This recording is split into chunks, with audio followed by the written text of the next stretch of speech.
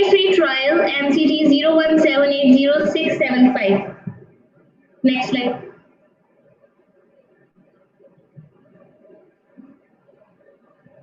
Next. Yeah, it's a randomized phase 3 trial which was based on the hypothesis that the hippocampus sparing PCI will decrease the neurocognitive deterioration as compared to the standard PCI. It had the primary endpoint and the secondary endpoint. The primary endpoint was intended to treat the analysis Hopkins Verbal Learning Test revised score at 4 months. The difference in the HB-LTR is binarized. It was considered as a success if it was less than 5. However, it was considered as a failure if it was more than or equal to 5. The expected difference was 30% and 50 patients per arm were necessary to have sufficient power. The secondary endpoints were other cognitive outcomes, intracranial relapse, overall survival, quality of life, biomarkers, abnormalities on MRI. Next slide. The two arms which were randomized were the arm A included the standard PCI and arm B was hippocampal avoidance PCI. The dose prescribed was 25 brain 10 fractions and the neurocognitive test battery was done at baseline and at 4, 8, 12 and 18 and 24 months. Also, the MRI was done at baseline 4 months and 1 year. The interim and the final analysis in the hippocampal avoidance PCI trial in small cell lung cancer.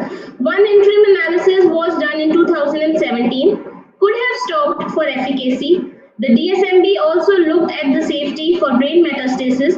The analysis primary hypothesis needs to be tested at 0.049 with the p-value which was derived from the Fisher test. Now this is in the sagittal section showing the hippocampal avoidance PCI technique. In this you can see the red area outlines the hippocampus and the green area it outlines the hippocampal avoidance zone in both the images. Now the various treatment planning constraints for hippocampal avoidance PCI for VMAT IMRT tomotherapy with the dose prescription of 25 gray in 10 fractions. The V115% to PTV was less than or equal to 1%. The D1% PTV was preferably less than 110%. The Dmax PTV was less than or equal to 115%.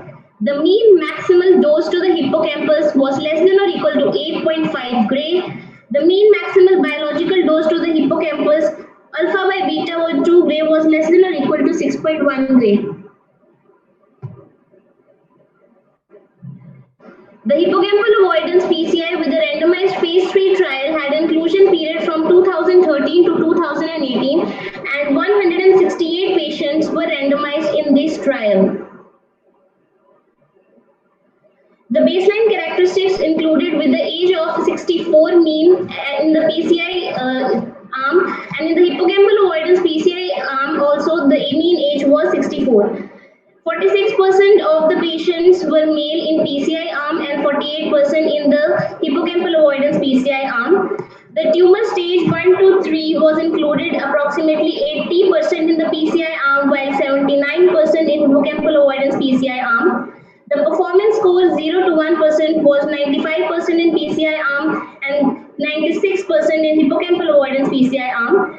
The performance score 2 was 5% in the PCI arm and 4% in the hippocampal avoidance PCI arm. The endpoint neurocognition was based on the HB-LTR score at the 4 to 8 months. In both the treatment arms, the total recall score of the HB-LTR dropped at 4 months.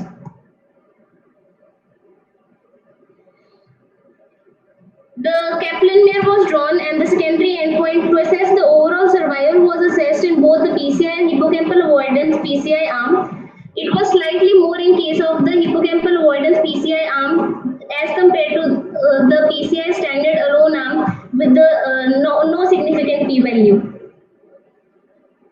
The incidence of brain metastasis was also seen to be more in case of the PCI standard arm as compared to the hippocampal avoidance PCI arm. However, the p-value was 0.88.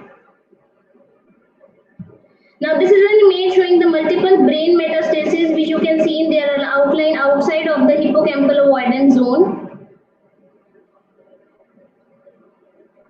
The another sagittal section showing the blue and highlighted area with the hippocampus and multiple brain mets which are seen outside the hippocampal avoidance zone.